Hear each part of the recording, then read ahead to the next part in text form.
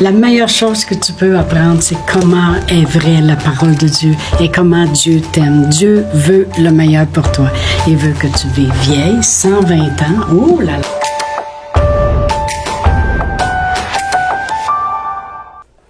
Bonjour, bienvenue. C'est merveilleux d'être ensemble dans ce beau mois de mai. Alléluia! Alors, nous sommes dans notre beau sujet « Foi en action » et nous avons vu que l'apôtre Paul, la raison qu'il avait vu la main de Dieu puissante par des miracles toute sa vie, eh bien, il le dit lui-même à la fin de sa course, il dit « J'ai gardé la foi ». Alors, ça veut dire que continuellement, il a mis sa foi en action. Et nous avons aussi vu que nous avons reçu une mesure de foi, chacun de nous. Et c'est à nous maintenant de la faire grandir, de cette foi-là à l'intérieur de nous continuellement. Alors, dans Romains 10, 17, on a la réponse de comment faire grandir cette foi-là. La parole de Dieu dit, la foi vient d'entendre la parole de Dieu. Et le mot entendre, il est répétitif. Ça voudrait dire que ça se lirait comme ceci. La foi vient d'entendre et entendre et entendre et entendre la parole de Dieu. Alors, plus on l'entend, plus on entend la parole de Dieu, la foi descend. Notre foi, elle se fait nourrir continuellement, comme lorsque j'avais donné l'exemple dans ma capsule 1 de mon gâteau d'amitié. À chaque jour, on ajoutait jusqu'à temps qu'on ait le montant idéal pour faire notre gâteau. Et après ça, on mettait une mesure à part pour une autre personne pour qu'elle puisse continuer elle aussi. Alors, plus nous entendons la parole de Dieu, qu'est-ce que ça fait? C'est que ça renouvelle nos pensées continuellement. Entendre la parole de Dieu, ça fait renouveler nos pensées, puis ça descend à l'intérieur de nous l'ingrédient qui s'appelle la foi. Et vraiment, il faut les changer, ces pensées-là. Il faut les changer parce qu'on a vu que dans la parole de Dieu, dans la capsule 1, que si on a du doute, eh bien, on ne recevra rien du Seigneur. Et vraiment, les pensées que nous avons dans le naturel, si elles ne sont pas renouvelées par la parole de Dieu, nos pensées sont très, très charnelles. Nos pensées vont marcher avec les faits, avec ce qu'ils voient, puis ce qu'ils entendent. Ben, ils disent ça, fait qu'il faudrait avoir ça. Ils vous disent ça, ben, ça a bien l'air que c'est comme ça que ça va arriver. Fait que c'est pour ça que la parole de Dieu, elle renouvelle, puis elle change nos pensées. Et il faut qu'il en soit ainsi. Et nos pensées nous amènent à voir les choses. Je parle de les voir, je parle pas de la foi, elle va amener en manifestation, de le voir, de le manipuler, mais moi, je parle de le voir d'avance. Nos pensées nous amènent à voir d'avance. Si j'ai toujours des pensées de doute, eh bien, je vais voir continuellement la défaite devant moi. Si j'ai toujours des pensées de peur, ben je vais voir continuellement la mort devant moi. Puis si j'ai toujours des pensées négatives, ben je vais voir toujours l'impossibilité.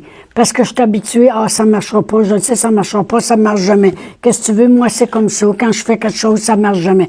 Alors, si j'ai des pensées négatives, c'est l'impossibilité que je vais voir continuellement devant moi. Savez-vous que la parole de Dieu nous dit dans le Proverbe 23, 7, ça dit que nous sommes comme les pensées de notre âme.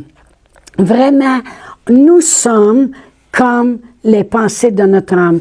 Autrement dit, comme exemple, lorsque je vivais dans la peur, puis mes pensées étaient négatives, je peux vous dire que vous ne pouviez pas parler à quelqu'un de plus négatif que moi. J'étais comme les pensées de mon âme. Alors, c'est pour ça que plus on rentre la parole de Dieu, plus on rentre la foi dans notre cœur, ça renouvelle nos pensées. On va devenir comme les pensées de notre âme. C'est très, très, très important. On va être comme Joseph, que peu importe ce qui se passe en avant de nous, on devient comme les pensées de notre âme. Autrement dit, on se voit déjà dans la victoire, on se voit déjà réussir, on se voit déjà au sommet des choses. Amen. Ou on va voir comme Lazare ou la fille de Jairus. Jésus était vraiment comme les pensées de son âme. Il les voyait déjà ressuscités. Quand il disait aux apôtres, allez rouler la pierre, il voyait déjà Lazare sortir de là. Quand il disait à Jairus, crois seulement, puis viens-t'en, on s'en va chez toi, il voyait déjà la fille de Jairus debout. Amen. C'est voir toutes les possibilités devant nous réelles, s'accomplir, c'est voir les miracles. C'est voir les miracles continuellement. Moi, je peux voir facilement que Dieu est capable de faire des grands miracles continuellement, parce que j'ai renouvelé mes pensées et c'est ce qui m'amène à voir. C'est pour ça que Jésus regardait les foules, puis même s'il y avait quelques pains, il les voyait déjà toutes nourries.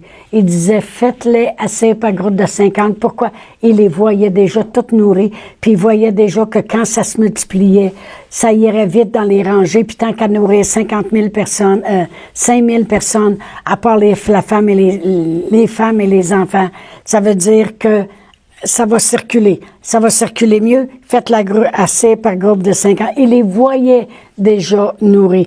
Il voyait déjà les filets remplis de poissons. Il voyait ça parce que il voyait le miracle continuellement. Quand tu renouvelles tes pensées, tu vois ces choses-là. Amen. La foi vient d'entendre et réentendre, comme j'ai dit. Et vraiment, la foi, comme la nourriture est pour le corps, la nourriture, c'est faite pour le corps. Et puis, mais si je fais juste nourrir, mais je fais aucun exercice avec, ben la nourriture, elle fera pas vraiment ce qu'elle doit faire, me donner juste de l'énergie, puis toutes ces choses-là, puis me soutenir, puis me faire circuler les vitamines, puis tout ça, parce qu'il va venir un temps que tout va être encrassé et ça servira pas à grand-chose. Amen. Tout ce que ça va faire, c'est que ça va faire le contraire, ça va me faire juste engraisser. Mais vraiment, la parole de Dieu, et ce qui arrive avec la nourriture, excusez, c'est que je devrais un jour me mettre à l'action. Il va falloir que je bouge, il va falloir que je marche, il va falloir que je fasse des choses. Là, quand je vais arriver chez moi, je vais avoir faim, je vais manger, la nourriture va faire ce qu'elle doit faire. Après ça, je vais faire de l'exercice. La nourriture a un but, mais je dois faire de l'exercice pour atteindre pleinement le but de ma nourriture. Bien, la parole de Dieu, c'est la même chose. Le but d'entendre la parole de Dieu, c'est d'avoir la foi. Mais le but d'avoir la foi, c'est pour passer à l'action. Voyez-vous, qu'est-ce que ça me donnerait d'entendre la parole de Dieu, puis de faire juste l'entendre. Je vais avoir la tête pleine, une grosse tête pleine, mais si je passe pas à l'action, c'est rien que ça que je vais avoir. Le but d'avoir entendu la parole de Dieu, qui est la foi, me servira à rien, parce que la foi n'est pas mise en action. Qu'est-ce que ça me donne d'entendre la parole de Dieu, d'obtenir la foi, si elle n'est pas mise en action? Parce que la foi va tomber morte. Elle ne fera pas qu'est-ce qu'elle doit faire. Amen. Jésus, lui, il prêchait, il enseignait, il guérissait les malades, puis il emmenait toujours les apôtres à agir sur leur foi. Lorsqu'il disait aux lépreux, vous m'avez entendu, vous avez cru ce que vous avez entendu, bon ben là, allez vous montrer au sacrificateur. Agissez sur votre foi. Faites pas juste l'entendre, c'est pas juste de l'entendre. La foi vient d'entendre, mais un coup qu'elle est venue, il faut qu'elle serve à quelque chose. Un coup que la foi est venue dans mon cœur, il faut qu'elle soit appliquée. Sinon, j'ai juste une personne de foi, mais la foi est morte. Elle n'agit pas. Et c'est ce que la parole de Dieu nous dit dans Jacques 2. On va tourner dans Jacques 2. Parce que je vais le lire dans la Bible Louis II, puis je vais la lire dans la Bible Sommeur après. Dans Jacques 2, si je lis du verset 20 à 26, ça dit « Veux-tu savoir, ô homme vain, que la foi sans les œuvres est inutile? Abraham, notre père, ne fut-il pas justifié par les œuvres lorsqu'il offrit son fils Isaac sur l'autel? Tu vois que la foi agissait par ses œuvres et que par les œuvres de la foi, elle fut rendue parfaite. La foi est devenue parfaite parce qu'elle a eu une action. Ainsi s'accomplit ce que dit l'Écriture. Abraham crut à Dieu et cela lui fut imputé à justice. Ça veut dire qu'il fut appelé juste devant Dieu. Et il fut appelé ami de Dieu. Vous voyez que l'homme est justifié par les œuvres et non par la foi seulement. Rahab, la prostituée, ne fut-elle pas également justifiée par les œuvres lorsqu'elle reçut les messagers et qu'elle les fit partir par un autre chemin? Comme le corps sans esprit est mort, la foi sans les œuvres est morte. Et vraiment, là, on ne parle pas de faire des bonnes œuvres. On ne parle pas d'aller faire du bénévolat en quelque part. Je ne parle pas des œuvres de bénévolat. Je parle d'une œuvre qui accompagne ta foi. Et c'est pour ça que je veux la lire dans la Bible, le Sommeur, le même chapitre. Et vous allez voir comment il le dit plus clairement, je trouve. Alors, dans Jacques 2, et je vais commencer à lire au verset 20, la parole de Dieu dit, « Tu ne réfléchis donc pas, veux-tu avoir la preuve que la foi sans les actes ne sert à rien? Abraham, notre ancêtre, n'a-t-il pas déclaré juste à cause de ses actes lorsqu'il offrit son fils Isaac sur l'autel? Tu le vois, sa foi et ses actes agissent ensemble. Et grâce à ses actes, sa foi a atteint son plein épanouissement. Ainsi s'accomplit ce que l'Écriture déclare à son sujet. Abraham a eu confiance en Dieu et Dieu en porta sa foi à son crédit, l'a déclaré juste et il l'a appelé son ami. Vous voyez donc, ont été déclarés justes devant Dieu à cause de ses actes, pas uniquement à cause de sa foi. Rahab, la prostituée, n'a-t-elle pas été aussi déclarée juste devant Dieu à cause de ses actes lorsqu'elle a donné asile aux envoyés israélites et les a aidés à s'échapper par un autre chemin? Car comme le corps sans l'esprit est mort, la foi sans les actes est morte.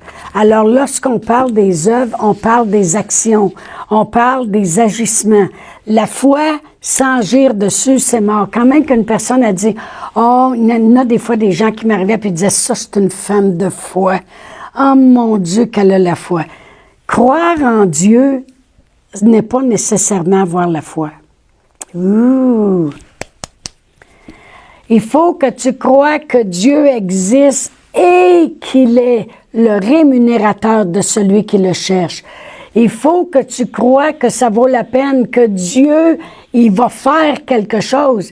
Croire en Dieu avec les œuvres. Amen. Croire en Dieu avec une manifestation de quelque chose. Tu peux pas juste être assis chez vous et croire en Dieu sans avoir un acte correspondant à ta foi. Lorsqu'on parle d'Abraham, Dieu, il l'a testé, puis Dieu a dit, je veux que tu offres ton fils. Dans ça, vous trouverez toute l'histoire dans Genèse 22.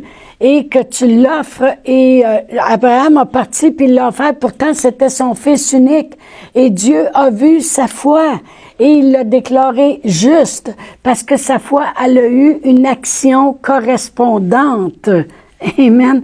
Et lorsqu'il parle de Rahab, imaginez, il passe d'un homme de foi comme Abraham, que Dieu a choisi et que nous sommes la descendance d'Abraham, et il saute du coq à l'âne avec une prostituée. Imaginez-vous. Ça veut dire que n'importe qui peut avoir la foi quand tu crois que Dieu existe et que tu agis sur qu'est-ce qu'il te demande. La prostituée Rahab, elle, on va aller dans Josué 2. Vous allez voir cette prostituée, elle a reçu des hommes de Dieu parce que dans son pays, il avait entendu parler que le peuple de Dieu s'en venait avec Josué et que là, le peuple tremblait. Elle a reçu les espions qui allaient explorer le pays avant de l'attaquer et elle savait que qu'elle prenait un risque, elle les a cachés, elle les a fait s'en retourner, mais elle leur a demandé quelque chose. Je vais lire du verset 8 à 15, ça dit... Avant que les espions se couchent, Rahab monta vers eux sur le toit et leur dit, « L'Éternel, je le sais, vous a donné ce pays. La terreur que vous inspirez nous a saisis et tous les habitants du pays tremblent devant vous. » Autrement dit, elle sait ce qu'ils représentent. Ils vont envahir le pays. Mais elle a décidé de les aider, de les cacher. Et puis, il y en avait qui en avaient entendu parler. Ils sont venus voir chez eux. Elle les avait cachés. Après ça, elle les a fait descendre. Puis elle a dit, enfuyez-vous par tel chemin. Puis moi, je les enverrai par un autre chemin. Mais il y a une chose qu'elle a demandé. C'est qu'elle a demandé que lorsqu'ils envahiraient le pays, que elle et sa famille pourraient être épargnés. Et vraiment, si je vais au verset 18, ça dit, « À notre entrée dans le pays, attache ce cordon de fil cramoisi à ta fenêtre par lequel tu nous as fait descendre et recueille auprès de toi dans ta maison ton père, ta mère, tes frères et toute ta famille de ton père. » Et si, autrement dit, nous autres, quand on va arriver dans le pays, quand on va voir le gros fil cramoisi à ta fenêtre, on va vous épargner parce que tu nous as aidés. Et le fil cramoisi représentait le sang. C'est tout le temps reproductif. Ça démontre le sang de Jésus versé pour nous. Et non, je n'entrerai pas dans tous ces détails-là. Mais elle a agi par la foi. C'est une prostituée. Elle aurait pu trembler comme le reste du pays et puis juste avoir peur puis se cacher. Mais non, elle a agi par la foi. Et Dieu en parle dans Jacques de cette femme-là. Et il dit, cette femme-là, elle avait la foi elle aussi lorsqu'elle a caché les espoirs. Pourquoi? Parce qu'elle a agi. Elle a fait une action de qu'est-ce qu'elle croyait. Autrement dit, elle disait, vous êtes vraiment des hommes de Dieu. Vous êtes un peuple que Dieu est au-dessus de vous. Et parce que si vous lisez tout le chapitre, vous allez voir qu'il en parle. À un moment donné, elle dit, on tremble devant vous parce qu'on a vu tout ce que Dieu a fait pour vous. Donc, elle avait la foi que le Dieu de ce peuple-là existait puis était réel. Fait qu'elle a décidé de les aider à la place. Mais elle a dit, je peux-tu faire partie de votre gang? Autrement dit, ils ont dit oui, attache ce fil cramoisi, puis quand on va envahir le pays, toi, on va t'épargner et tous ceux qui seront dans ta maison. Pouvez-vous imaginer une prostituée qui part puis qui essaye de convaincre toute sa famille qu'elle a raison? Elle a réussi. Elle a rentré dans sa maison, son père, sa mère, toute la famille, ses frères, ses sœurs, ses amis, tous ceux qui ont été épargnés. Pourquoi? Parce qu'elle a agi sur qu'est-ce qu'elle croyait. Foi en action. Amen. Sans ses actions, sa foi, elle aurait été vaine. Parce que le monde dans le pays, si on a relu tout le chapitre, vous auriez vu que a dit le peuple, on tremble devant vous. Parce qu'on sait ce que Dieu a fait, puis fait parmi vous. Ça veut dire que tout le peuple avait la foi et croyait que le Dieu était puissant, mais pas assez pour agir. Mais elle, cette prostituée-là, elle a agi et elle a été reconnue pour sa foi en action. Amen. Alors, la foi d'Abraham l'a justifié devant Dieu, puis la foi de Rahab, elle aussi, elle a été justifiée devant Dieu. Amen. Alors, merci Seigneur, autant le corps, l'âme, notre esprit séparé de notre corps est mort, autant nos actions séparées de notre foi est morte aussi. Ça prend la foi en action. Alors, on va continuer demain. Bonne journée. Chantal Paulus est avec vous tous les jours du lundi au vendredi sur Facebook et YouTube. Vous pouvez écrire à Chantal en privé sur Messenger. Si vous avez manqué une capsule, retrouvez-la sur la section vidéo de Facebook ou sur YouTube si vous désirez faire un don par Interact. Voici l'adresse courriel capsule.inspiration au pluriel @gmail.com. Le mot de passe est inspiration au pluriel. Vous pouvez aussi faire un don par www.eslr.org/DONS. Veuillez indiquer en mémo Capsule Inspiration.